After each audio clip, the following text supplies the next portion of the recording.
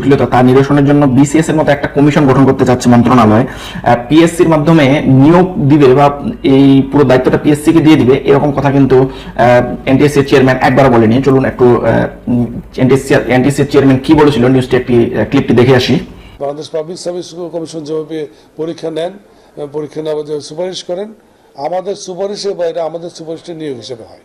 তো আমাদের জন্য আইন হলে যে জিনিসটা হবে, আমাদের আর সার্টিফিকেট ইস্যুর বিষয় থাকবে না, তখন বয়স এবং 35 বছর বা 3 বছর এই বিষয়গুলো ওইখানে ম্যাটার করবে না। আমরা একটা ড্রাফট আইন প্রণয়ন করেছি এবং ইতিমধ্যে মন্ত্রণালয় থেকে এটি মাননীয় মন্ত্রী স্বাক্ষর হয়ে পরবর্তীতে ক্যাবিনেটে উঠবে এটা।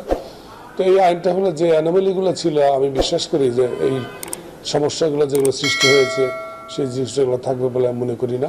এই যে ক্লিপটি দেখলেন, এই ক্লিপটি থেকে একটা বিষয় স্পষ্ট বোঝা যাচ্ছে যে শিক্ষক নিবন্ধন পরীক্ষা আসলে বাতিল হচ্ছে না।